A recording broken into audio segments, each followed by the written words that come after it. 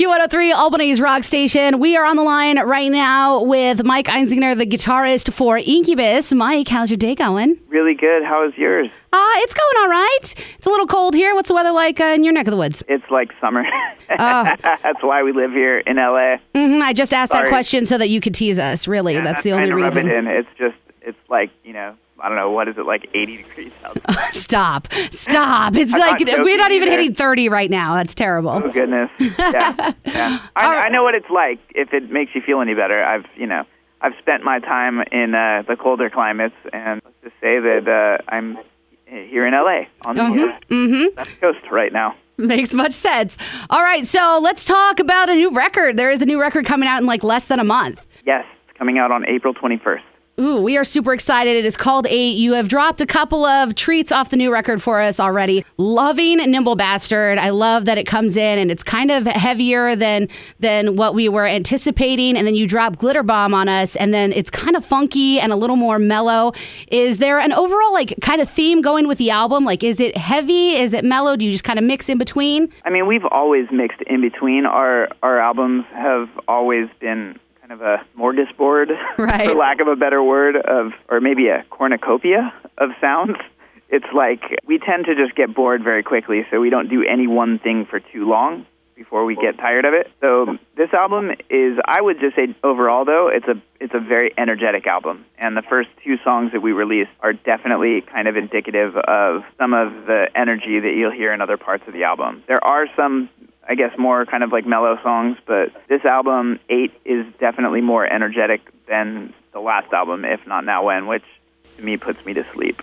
Oh, well, it doesn't necessarily put me to sleep. Sometimes you just need some chill music. But speaking of If Not Now When, it's been quite a long period of time between these 2 records. Yes. Was this on purpose, or did you guys just need some time? It just took this long to get to where you need to be to start recording again, or? I think that's kind of it. It just, it has to happen naturally. Our music is based on our relationships with each other and based on our friendships with each other. And whenever music is going to happen is when it's going to happen, and we can't force it. I think part of the slowing down of, releasing music, I think had to do with, or at least me personally, kind of asking myself, what else do I want to do as a musician?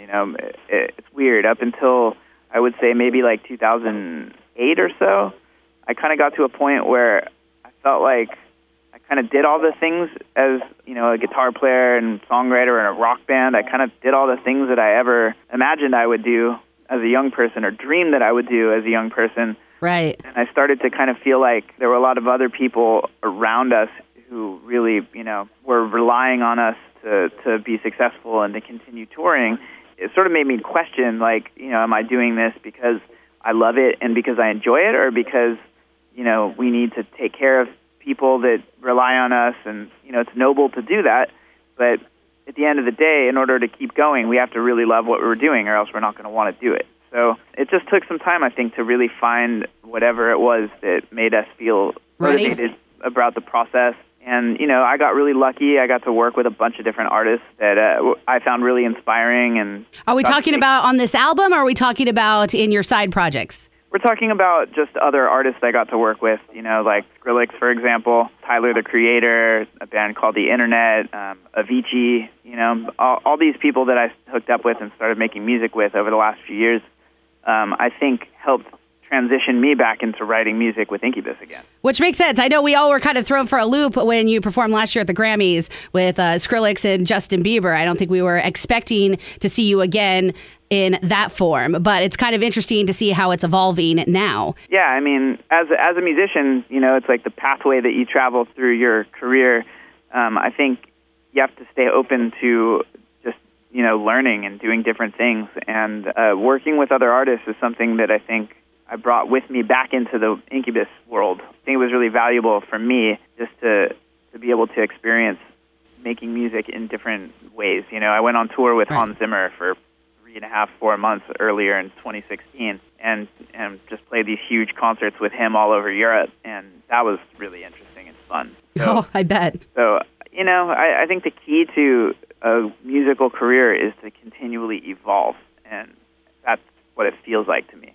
Awesome. So you had posted a picture from in the studio of Brandon and Skrillex, as well as Chino from the Deftones. Now, we've heard a little bit that Skrillex got some like producing credits on the new record. Is the Chino, Skrillex, Brandon thing going to be a part of the new album, or is this something different? You know, we were trying to finish it. We were trying to finish the Incubus album at the time that collaboration happened. And like all things, especially, you know, our collaboration with Skrillex there, co-producing songs on the album and all of that, like, that was totally unplanned and really interesting and fun. And when we were in the middle of working this one day, and Skrillex said to me, you know, hey, like, do you know where Chino might be? And I hadn't talked to Chino in a while, and I was like, I don't know, let's just hit him up. And he happened to be down the street from the studio. What? It was pretty funny. And so he just came in, and we quickly got a song together. And me, Brandon, and Skrillex had been working on this track previously, like kind of separately from everything. So we had this song kind of already planned, I guess you could say. And we just started laying down lyrical ideas. And we didn't finish it just because there wasn't enough time. We were trying to finish the Incubus album also. But at some point, we'll release that song. It's a really great song, and I'm excited for people to hear it. Oh, I'm excited to hear it as well. Of course, excited to hear the rest of the new album. You know, you get 2 bangers off the back. You can only anticipate what the rest of the record is going to be on. Of course, 8 is coming out on April 21st, and then you guys are going to follow it up with a nice little tour? Yes, we are going to be touring all summer in the U.S., all over the U.S., with Jimmy Eat World and Judah the Lion. That is going to be a great tour. Unfortunately, you guys aren't coming here to the Capital Region, but you can hop on the road in almost any direction, and we will see you. I know throughout July, you're going to be in Syracuse, Bethel, Mansfield, Mass., and at Jones Beach. So you can take your pick of any of those shows. Come see us. Yeah, absolutely. Well, Mike, thank you so much for sitting and chatting with us a little bit today. Is there anything you'd like to add for the Capital Region listeners before I let you get on with your afternoon? Just please come out and see us and go check out our new album on April 21st. Absolutely. Thank you so much, Mike. No problem.